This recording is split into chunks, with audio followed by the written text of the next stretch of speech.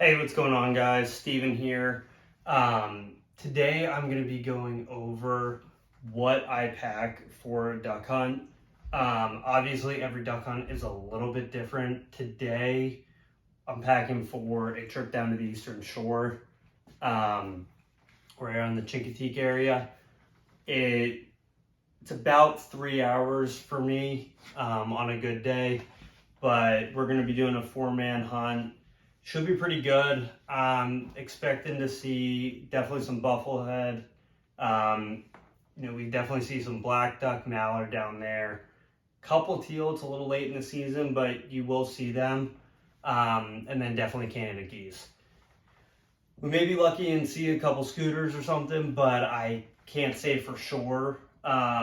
So real quick, I want to touch on decoys, and then I'll get into what else I pack.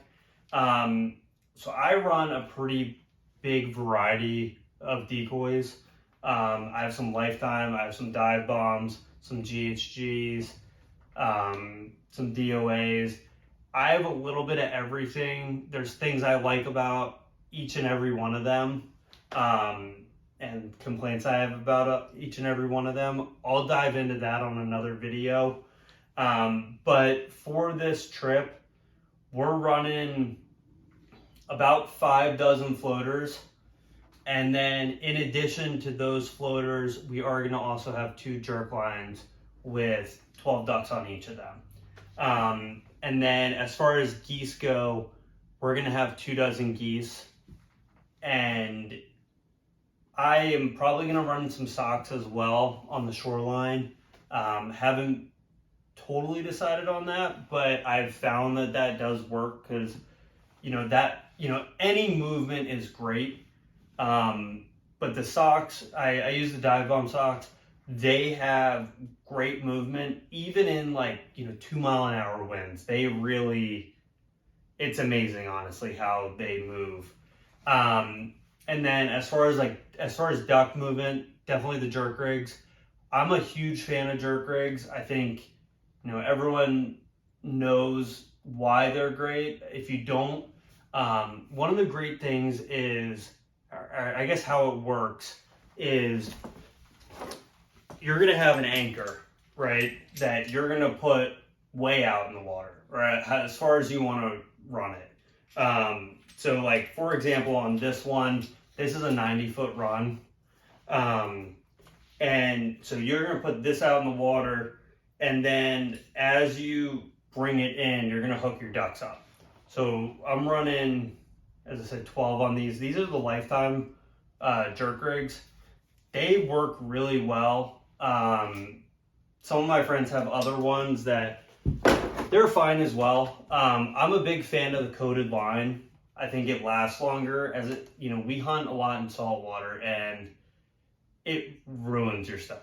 I mean, it ruins your guns, your clothes, your decoys, your lines, everything. I have found to have the best luck with using the Lifetime decoy lines. And I run the 8-ounce mushroom weights on these. They work really well. This is also how I rig my decoys up when we bring them out. I used to use decoy bags. I use decoy bags to store them. But, when I have to huff out 3 to 5 dozen decoys, the bags just take up too much room. So what I do is I run them by line length. So I have 6-foot lines on these. I have 4-foot lines on another one. And then the nice thing is I tie them so they don't get all tangled up. But when you get out there, you can undo this and just hook this carabiner onto your waders. And you can just drag them behind you and unhook and place your decoys out and do whatever. So I'm a big fan of organizing my decoys by line length. Mainly one reason, because they don't get tangled up, which drives me nuts. There's nothing worse than 4 in the morning, you're out there and you're trying to untangle a bunch of ducks that are all tangled up. And then in addition to the jerk rig, we're gonna have 3 decoys, as well as 2 of the Lucky Duck water flippers. And basically what it is it's a duck diving down. It has a little pump in it that pumps water and flicks it out. And it has some really nice motion to it. We picked those up this year and they've worked really well for us. So highly recommend them. I can leave some links in my bio as well to some of the things that I'm running. So as far as attire, I always start with a moisture wicking base layer. That can be, anything from like a synthetic Under Armour shirt. Everyone makes their own version of the base layer. I stopped wearing insulating base layers a long time ago, like those thick Under Armour layers and whatnot. Not a huge fan of them because if you start getting hot, you can't take them off. So I think you're much better off, wearing a moisture wicking t-shirt or a long sleeve t-shirt. Sometimes I'll even wear. And then I layer on top of that because, when you're out there, you can't bring your whole wardrobe with you. So you really need to pack smart with what you're bringing and what you're wearing, and then, go from there. So on top of my moisture wicking layer, I'm going to wear this mid layer. It's a merino wool First Light, I think it's 250 weight. It's their kiln top. I got the half zip one. They have one with a hood. They have I think a Henley version. They have a ton of different versions. I really like the quarter zip length for this layer because you have a lot of different layers on, and as you get towards your outer layers, you're gonna have hoods on your jackets.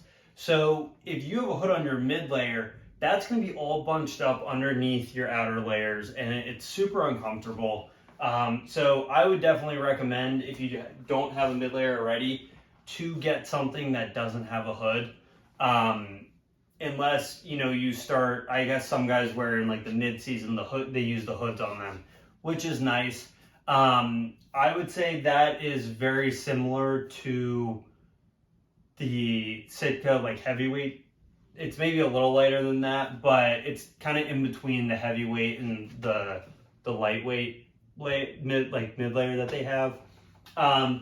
Then on top of that, depending on the season, when it's earlier on in the season and it's that 50s to 40s weather, I'll just throw on my Dakota vest. I don't have it. It's actually in my truck. I wear that thing all the time. It's one of my favorite pieces. But I really like that because it's not a super thick layer, but it provides that wind protection. And wind just sucks the cold, right? It sucks the heat right out of you. So that layer, provides a lot of wind protection and a little bit of insulation. So that'll get you down like into the low 40s for me at least. I run pretty hot. I will put that disclaimer out there. But once it starts getting a little bit colder, I'll throw on this gradient hoodie. It's by Sitka. I know everyone gives guys who wear Sitka a lot of flack because it's the new hot thing and it's expensive. But I will say, and you'll see this throughout my channel, I wear stuff that works, and that is the biggest thing. I've paid a lot of money for things that I don't wear because they don't work functionally for how I dress.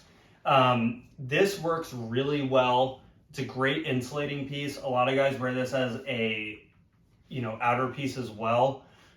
My one complaint with this, and if I was to go and do it over again, I probably would have gotten the Dakota hoodie instead of the gradient hoodie just because it has wind blocker in it. So it's going to be more of an outer piece, whereas this doesn't have any wind blocker. It has a little bit of I think it has a DWR treatment. So it works in like a light mist. I wouldn't want to wear this in the rain though. It probably would just soak up all the rain. So that gets me down into the 20s. And then after that, I'm going to wear my Delta wading jacket. I am a huge fan of this jacket. It has kept me dry in a lot of storms, whether it's snowing, raining, or just windy as heck one day. It, keeps you dry and keeps the wind off you. And it works so well. A lot of guys size up on these. I didn't, and I'm 6'3", about 220, and it's worked really well for me. I wear large in all my Sitka stuff, and I don't think any of it's too snug for swinging my shotgun or anything. So this plus my gradient and the other layers I had mentioned, that'll get me down into the low teens very comfortably. And then after that, I mean, in Virginia in January and sometimes in December, usually not though, we'll get some days that are super, super cold. And that's why I have this jacket. It's the Sitka Duck Oven. I was a little hesitant to buy it just because I do run hot, but everyone said that, it's the warmest jacket, it's the best jacket, everything under the sun about it. And it is fantastic. Will be the first one to say that. It's layered very similar to, like, if you remember, like, I remember like the old school hunting jackets that would be, lighter down here and then more of an outer layer material on top. They'd always be like a pullover. And, I think Drake made one and a couple other companies. Drake still does though. But it's based off of that, just warmer and, in my opinion, better. So down in the bottom, it's going to have that compacted fleece that Sitka has. That it's super warm, it's super comfortable, and then on the top, it's going to have a synthetic down filling. And I've worn this jacket with a t-shirt on in like 5-degree weather. I'm like very comfortable. I wouldn't recommend doing that and bringing this as your only jacket, but it works really well. We were hunting over Christmas Eve, and we got a real wicked cold spell in Virginia, and I think it was 3 degrees with like a wind chill of 8 or 10. And I had on literally everything I just mentioned. And I was a little too warm. I probably could have done without one of my underlayers. But I was very happy because I know there was a lot of guys that froze that day. And I was very comfortable. So then moving on to the bottom, I wear a couple different things depending on the weather. A lot of times I'll just wear a light Under Armour sweatpant that's synthetic. Obviously never anything cotton. But then as the season goes on, I have like a thicker pair of Under Armour sweatpants that I really like. They're called like the Swacket, I think. And they have a little bit of wind blocker in them, but they're super comfortable. Now, one thing I will say is my waders, I wear the high and dry breathable waders. So there's no insulation in these. And I'm a huge fan of this because I can wear them in the early season all the way, through the end of January. And you just layer underneath. A lot of these, for the longest time, everyone was wearing neoprene waders, and they would get wet. And if you were hunting multiple days in a row, sometimes you're like worried if they were going to be dry the next day. I mean, I'll hunt the morning in these, and if we're on like a long trip, we'll go back and then come back out in the afternoon, and there's never a question of whether these are going to be wet or anything. And that is one thing that I'm a big fan of with these. They're not that expensive either, and they're actually based right down here in Virginia, like kind of on the Eastern Shore. But yeah, I've had them for 2 seasons now, and I'm really, really happy with them. I would highly recommend them. I'll do a video on waders at some point, but I've had a lot, and those have absolutely been my favorite waders. So, all right, so last but not least, I'm going to cover what I bring in my bags. I bring more than one bag. A lot of people I know a lot of people don't, but just with all the stuff I have, I have to. So first off, I bring paracord. I bring, this is I think 250 feet. You never know what's going to happen, you know, whether you're in a boat or whatever it may be. I take a kayak out a lot, and you know, things happen, and it's always good to just have some extra rope that you can rely on to, you know, get you out of a sticky situation. And then these are another couple things that I keep in my bag. Typically don't use them until I get out to the blind, just so I'm not overheating. But I always have an extra hat. I am the kind of guy that I wear a ball cap almost all year round. But I always like to have a winter hat in my bag just in case it gets, you know, wicked cold out there. I also have a neck gaiter. The neck gaiter, honestly, is, I'll put this on before I put a winter hat on. It protects, you know, your neck and from the cold wind coming down the back of your jacket. I mean, there is nothing worse than, you know, being out in 5-degree weather and you getting this wind just whipping down your back. And then the third thing is going to be a muff. I have the banded muff. It was like $35 on Amazon. I think it is worth every penny. I'd pay $100 for one. I know you can pay $100 for the Sitka one. I did not, and I think this is just as good. But I never wear gloves when I hunt. I think a lot of guys don't. It is impossible loading shells. I mean, you know, anything you're doing is harder with gloves on. So I just use a hand muff, and it has worked really well for me. I'll occasionally, if it's a super cold hunt, I'll throw an electronic hand warmer in here. I'll leave the link for that in the bio, in the description. But that has worked really well for me on those super cold days, and it lasts a long time too. So this is some of the things. You know, obviously a headlamp. I have this rechargeable one. I've had it for like 12 years, and it always turns on. It works really well. Any headlamp is going to be good though. And then I also have a game strap, and then all those layers that I was talking about, they go in my bag, and I run this dry backpack from Amazon. It's like Earth Pack.